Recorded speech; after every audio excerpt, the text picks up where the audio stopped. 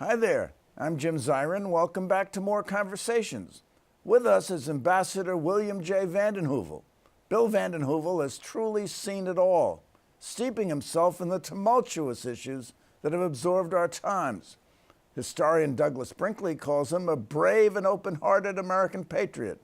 The child of immigrants, he has been for decades, an advocate for the underdog, working to stamp out racial and religious bigotry, accomplish prison reform, solve refugee problems, and mitigate the scourge of world poverty. He has been in the trenches with his mentor, Wild Bill Donovan, who founded the OSS during World War II, the spy organization that fathered the CIA. He served in the Air Force, ran for Congress, marched with Martin Luther King in Mississippi, advised Bobby Kennedy when he ran for president in 1968, became Jimmy Carter's ambassador to the United Nations in Geneva and New York, crusaded for prison reform, and as a capstone to a brilliant career, led the project to complete the Franklin Delano Roosevelt Four Freedoms Park in New York City, all the while shining in the private sector as an investment banker and lawyer. Bill vanden Heuvel has written a dynamite memoir entitled Hope and History, a memoir of tumultuous times in which he recounts the great moments of a spectacularly fruitful life and reminds us that perilous times are before us when we all have a civic duty to care deeply about the direction of American politics. I'm pleased to welcome my friend Bill vanden Heuvel to the program. Thank you, Jim. So, Bill, tell us about your beginnings, because you write about them in the book, and they're very interesting. Well, I grew up in Rochester, New York. My parents were immigrants from Holland and Belgium, had come over separately during the 20s, and it was the Depression, and I was born in the Depression, and that was a special experience by itself. My mother ran a boarding house, and my father was a laborer in a factory in Rochester. But Rochester was an interesting city of opportunity.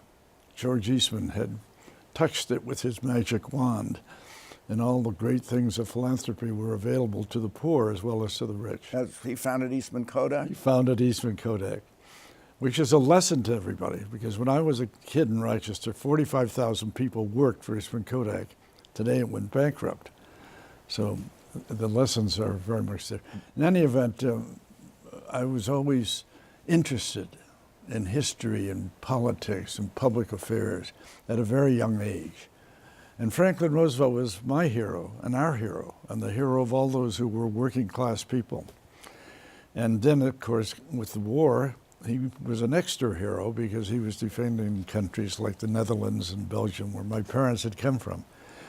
So I was very fortunate to win a special scholarship out to a small school in California called Deep Springs. I had 24 students. This is a high school? No, it was college. The college? The first 2 years of college. Ah. Founded by an entrepreneur of those wild days who wanted to show that isolation of young men, I was 15 when I went there, isolation of young men, and combined with a work program of intensity and combined with an extraordinary educational program, might produce leaders. Now, you were 15 when Franklin Delano Roosevelt died. Yes. Did you ever meet him? No. Ever I see saw him.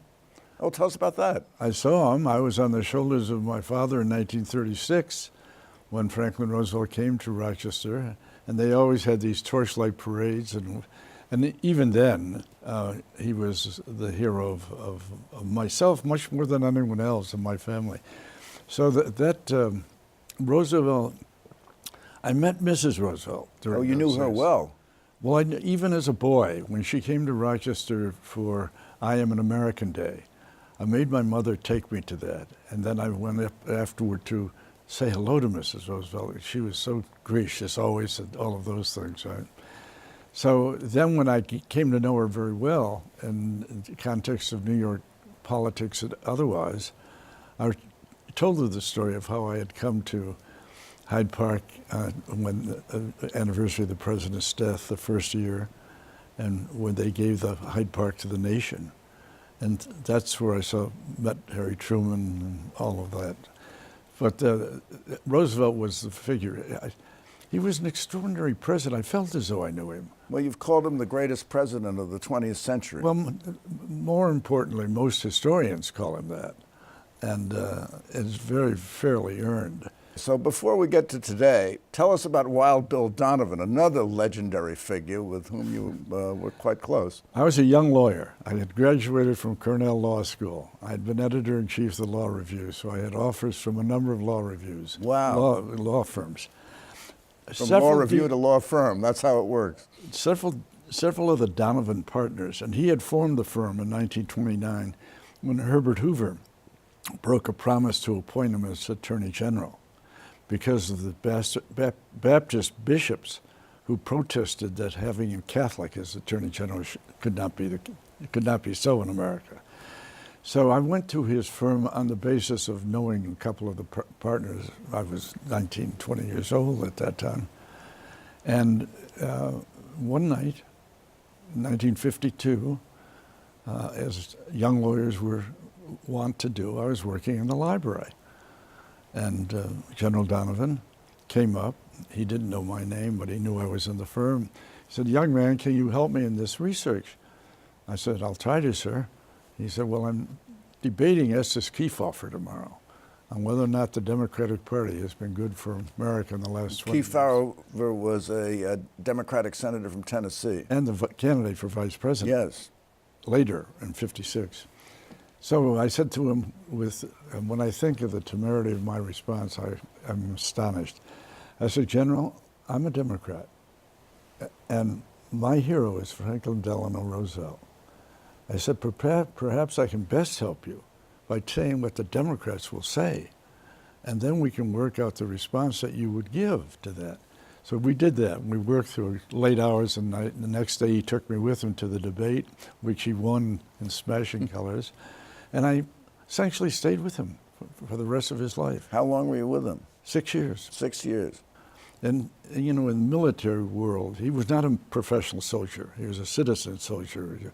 He was the most decorated man in America, militarily.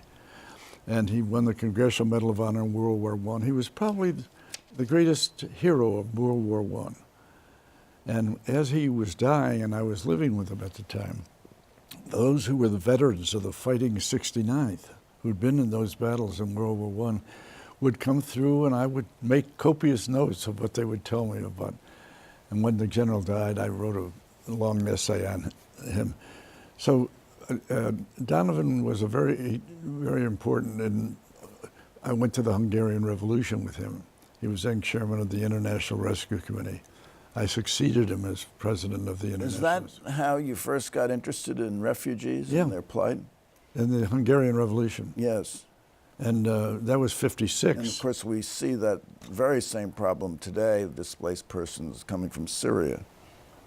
Yeah, and I mean, today the International Rescue Committee is led by David Miliband. Yes, he's been a guest on this program and very, very competent. Wonderful man. And the IRC is a major organization in the refugee field.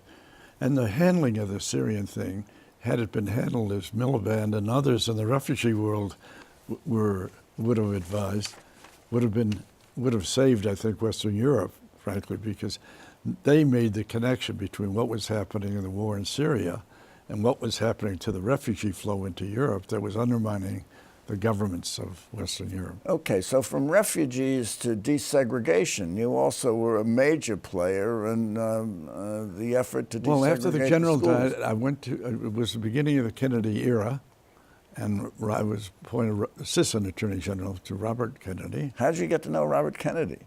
I knew his sister, Jean Smith, well, and in the 1960 campaign, I ran for Congress against John Lindsay, but Bobby, of course, was the campaign manager.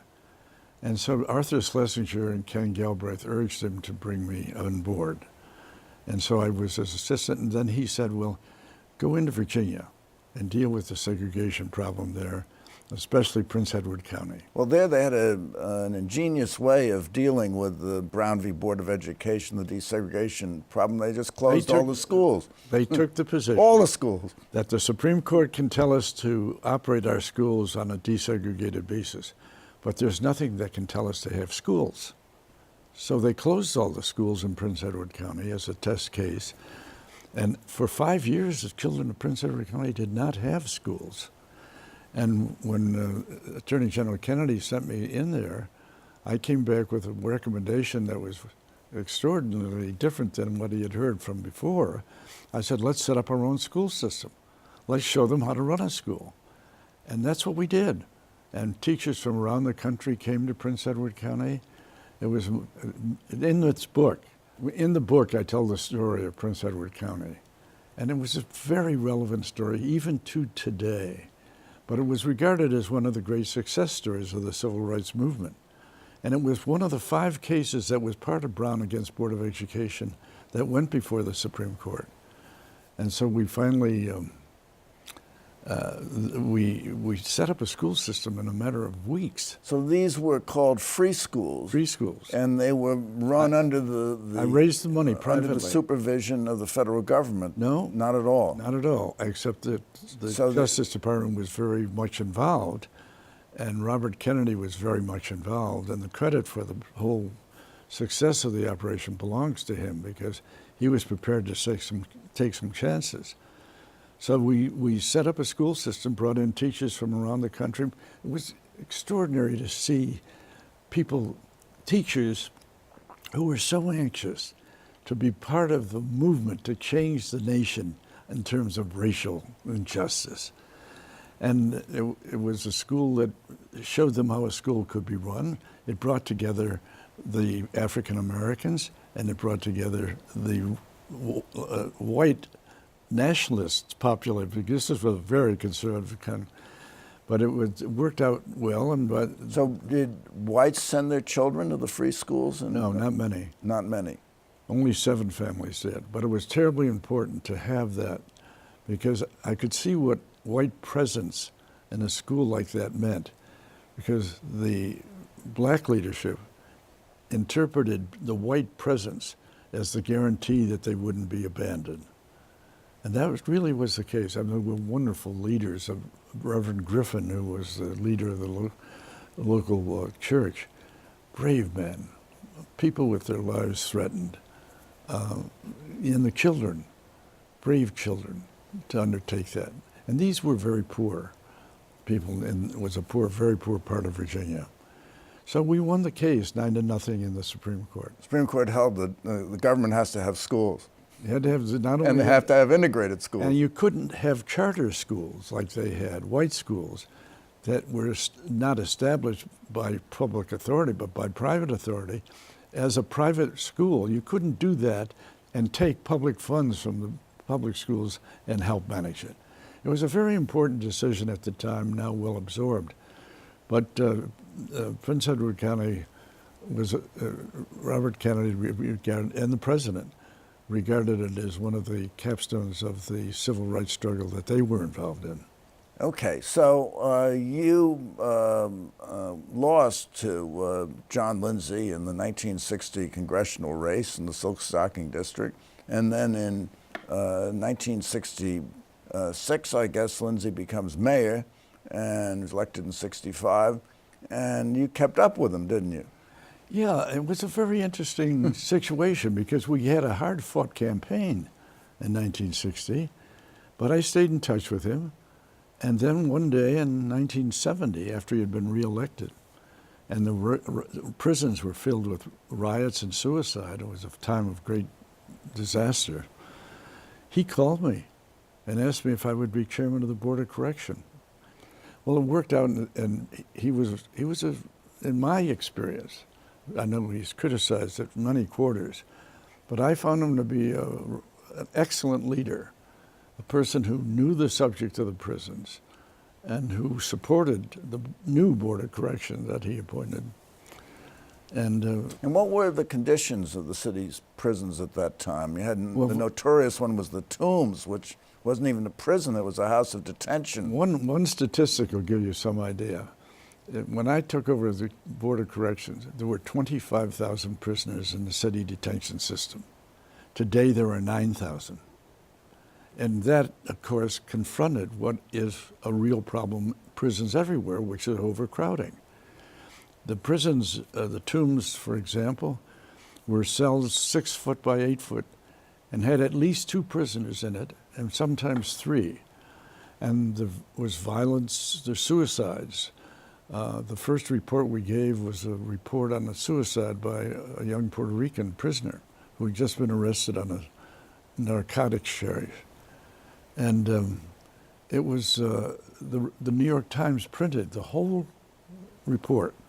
It was called Death of a Citizen. And there was a remarkable response to that.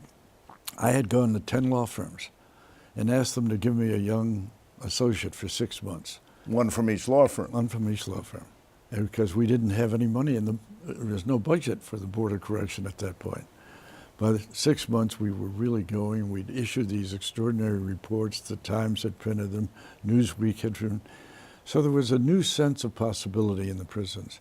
And this wonderful opportunity that I had, I've tried to translate into my book, Hope and History, so that people could see what's possible. Prisons are a very difficult environment. I mean, it has no natural constituency. People, politicians stay away from it, and generally when they talk about prisons, they talk about the harshness that they want to have reinforced. We talked in a different language, and the programs in the prisons were terrific. We had literacy programs, public health programs, things that were not costly, but were very effective. Now, while you were at it with the prisons, we had the Attica riots, didn't we? We did. I was chairman those days. Attica, of course, was a state prison, but it galvanized the interests of every prison system in the country. And then the ending of the Attica riots was so horrible, 43 people killed, and all of them killed by state authorities, not by prisoners.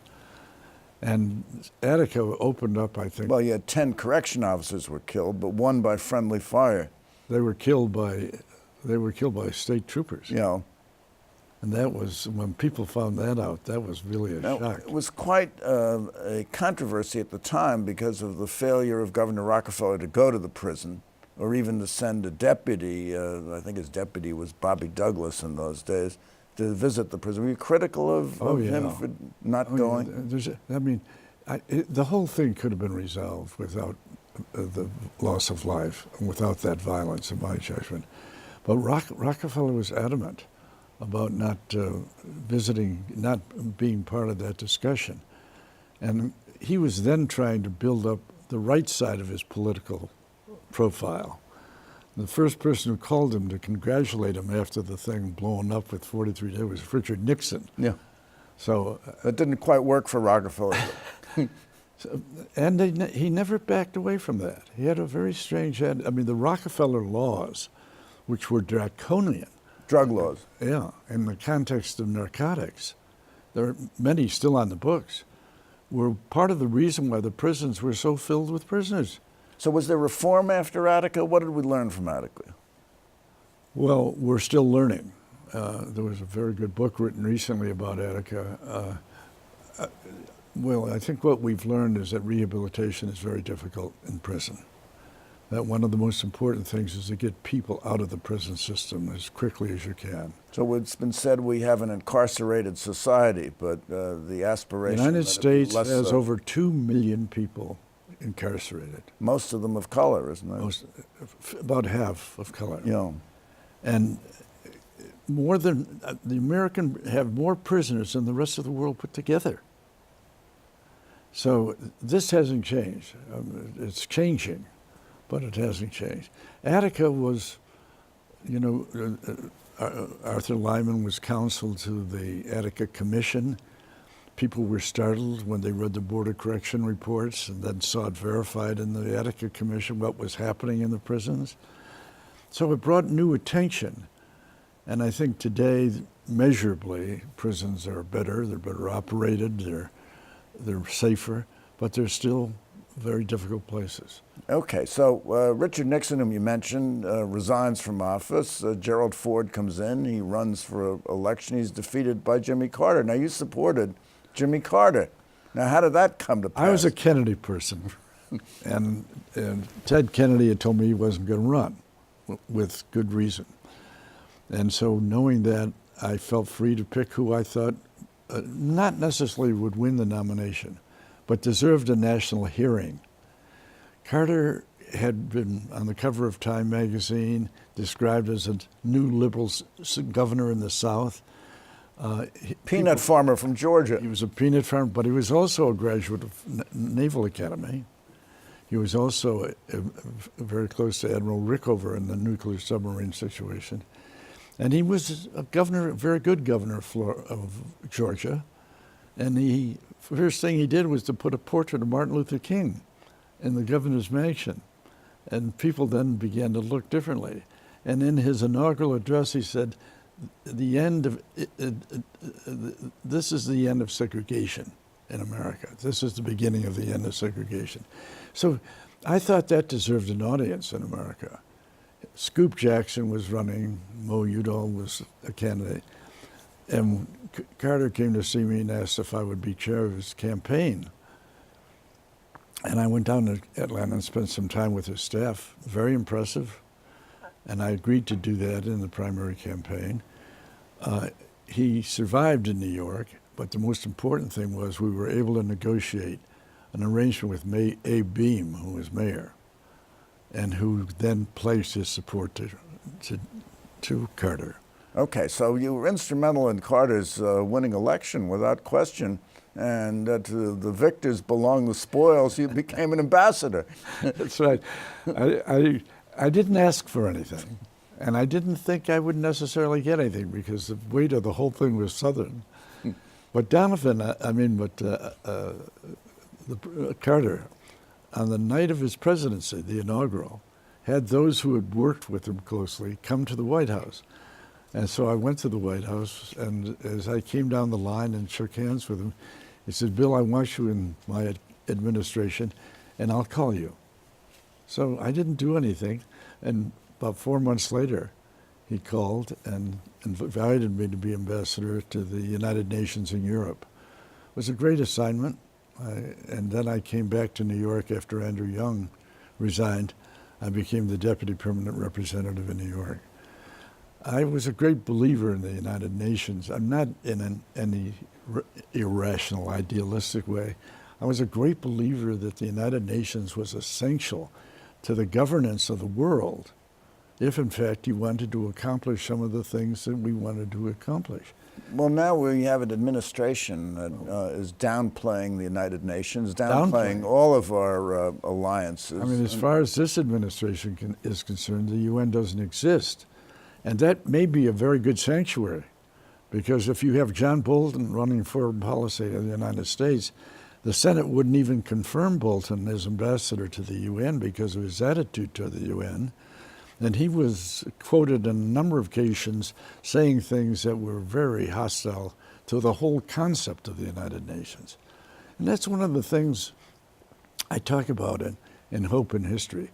If you know the history of the United Nations and America's role in it, and why Roosevelt saw it as such an essential part of international governance, if you know that, then you can develop the hope that someday the time will come when the political forces will be such in the world so that you can reorganize how they look at it. Carter was a very decent, wonderful man in questions like that. He was not a politician by nature. Compromises and things of that kind came to him not easily. It's quite a surprising statement about someone who attained the highest political office in the nation. Yes, but it's true. I think people who worked with him understood that. But he was he was at least as smart as anyone else who ever sat in the Oval Office.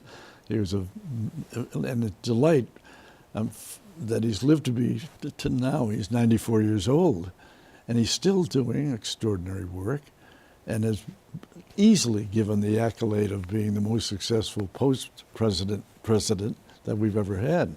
Most successful post-president we've ever had. So we're living now in a time of tremendous turmoil, undeniably, and you have seen it all. Your book is called Hope and History.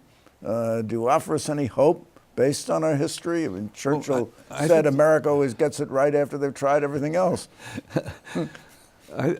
I think this is an opportunity in its own way. I mean, if the forces that elected Donald Trump remain and are successful in the next election, that's a very dangerous thing. But the things that he has started will take deep root, and I think will be inimical to the world that we knew. I mean, to pull out of treaties, for example, to treat the international effort on climate dangers, to be so careless about the nuclear treaties, and to pull ourselves out of those agreements, and his whole negotiation with North Korea, there's something that is not going to serve America's interests in what this administration has done, in my judgment. Something rotten in the state of Denmark. So, Bill vanden Heuvel, unfortunately we have to wrap up, but thank you so much for coming by. This has been just marvelous. And what a great life you've spent, and what a great legacy you leave. And thank you for coming by. Tune in next week for more conversations. I'm Jim Zirin. Take care and all the best.